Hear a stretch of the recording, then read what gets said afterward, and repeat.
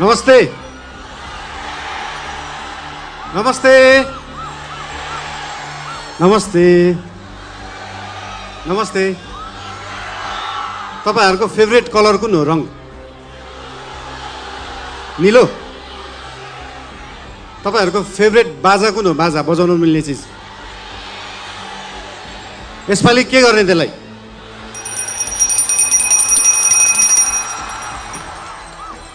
अघि प्लेनबाट ल्यान्डिङ गर्दा गर्दा एउटा कुरा नोटिस गरिरहेको थिएँ। यहाँनिर चितवनमा छतमाथि चाहिँ यस्तो जस्ता राख्ने चलन रहेछ है। सबका सब नीलो। जिस्काउनलाई राखे जस्तो। कसलाई जिस्काउनु भएको त्यसरी? त्यो नीलो छानाले चाहिँ त्यो छतलाई मक्किनबाट जोगाउँदो रहेछ क्या, राष्ट्रिय स्वतन्त्र पार्टी जस्तै।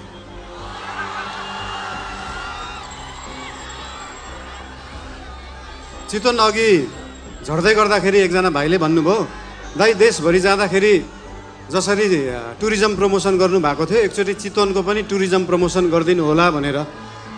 मैले भने मेसीलाई फुटबल खेल्न सिकाउनु पर्छ, रोनाल्डोलाई फुटबल खेल्न सिकाउनु पर्छ। हाम्रो चितवनका हाम्रा थारू समुदायमा भएका होमस्टेहरू रिसोर्टहरूमा देख्न सकिन्छ कि यहाँको उत्पादन, यहाँको लुगा, यहाँको म्युजिक, यहाँको खानेकुरालाई कसरी उहाँहरूले टुरिज्म प्रमोसनको लागि उहाँहरूले विश्वमा चिनाउनु भएको छ। त्यो हेर्दाखेरि चितवनले चाहिँ देशलाई टुरिज्म प्रमोसन सिकाउनुपर्छ। घरमा खाने आफ्नो लोकल खाना, आफ्नो लोकल परिकार घरमा खाने, त्यो लोकल परिकारलाई एउटा इन्टरनेसनल क्युजाइनको रूपमा उहाँहरूले प्रस्तुत गर्न सक्नु भएको छ। त्यो पुरै देशले सिक्न जरुरी छ। सिकाउने हेन त चितवनवासीले पुरै विश्वलाई टुरिज्म प्रमोसन।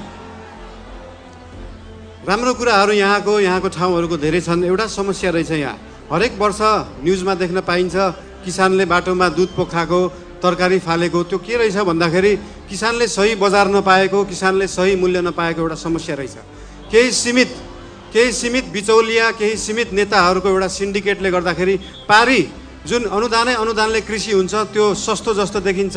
त्यो सस्तो तरकारी यहाँ ल्याएर यहाँको किसानको मूल्य चाहिँ महँगो जस्तो देखाएर एउटा भ्रम सृजना गरेर किसानलाई मार्ने काम भएको छ। त्यो रोक्न जरुरी छ।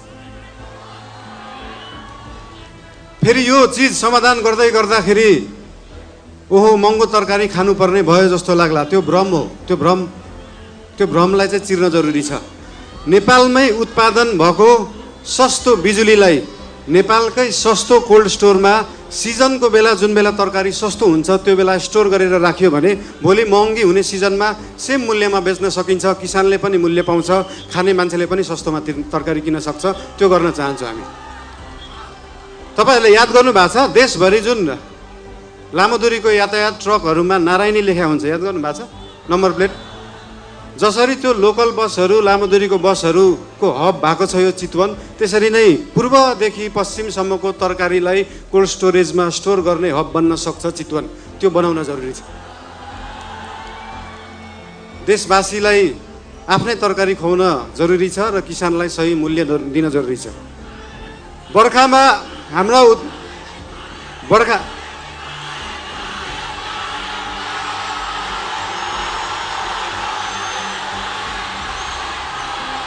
आई लभ यू बोल्नै दिँदैनन् यार।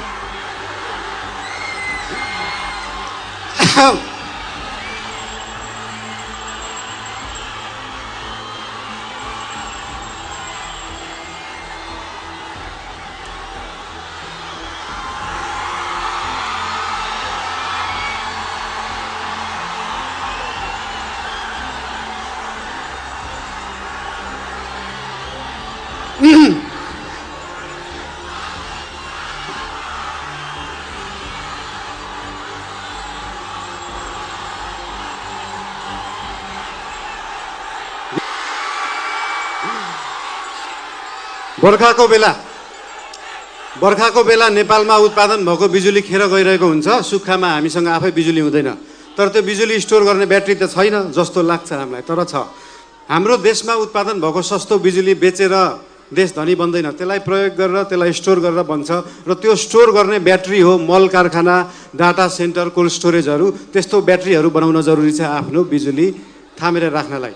त्यो बनाउने पार्टी बन्न चाहन्छ राष्ट्रिय स्वतन्त्र पार्टी। यो चुनावको क्रममा हामी पूर्वदेखि पश्चिमसम्म पुरै देश घुम्न गयौँ। लगभग 7-8 हजार किलोमिटर हिँडियो होला देश बुझ्नलाई। सबै लगभग 45-50 वटा जिल्ला घुमियो होला। त्यो जिल्लाहरू घुम्ने जाँदाखेरि के महसुस भयो भन्दाखेरि लगभग देशभरिका समस्याहरू, देशभरिका कुराहरू उस्तै रहेछन्। कृषिको समस्याहरू, पर्यटन क्षेत्रमा भएका समस्याहरू देखियो। तर एउटा गुड न्युज पनि छ त्यहाँ। गुड न्युज के हो भन्दाखेरि एउटा जिल्लामा समस्या छ भने त्यसको समाधान अर्को जिल्ला देशभित्रै रहेछ। त्यो समाधान मिलाउने पार्टी बन्न चाहन्छ राष्ट्रिय स्वतन्त्र पार्टी। हाम्रो देश हेटौडा सिमेन्ट कारखाना जस्तै भएको छ। मेसिन पनि छ, म्यान पावर पनि छ, खानी पनि छ, तर बन्द। अब चल्नु पर्यो। नेपाली काङ्ग्रेसको वाइवाई फ्याक्ट्री जस्तै चल्नु पर्यो अब त्यो पनि। पुरै देशभरि चल्नु पर्यो। 100 वटा भन्दा देशमा जानु पर्यो। त्यसरी देशका उद्योग कल कारखानाहरूलाई चलाउने पार्टी बन्न चाहन्छ।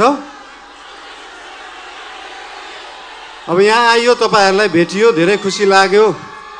तपाईँहरू किन टेन्सन लिनुहुन्छ क्या? पार्टीको सभापति नै यहीँ उठ्नु भएको छ, के को टेन्सन? तपाईँहरूका समस्या, पुरै देशको समस्या, सभापतिज्यू, हामी सबै पार्टीका नेतागण, कार्यकर्तादेखि लिएर तपाईँ हामी सबै मिलेर अब देश बनाउने हो। र आज यो हाम्रो सभामा तपाईँहरूलाई भेटेर ज्यादै खुसी लागेको कुरा तपाईँहरूले पनि भनिसक्नु भएको छ। धेरै बोल्न चाहिन। धेरै माया। तपाईँहरूको जय होस्, देशको सही होस्। जय घन्टी, जय देश, जय नेपाल।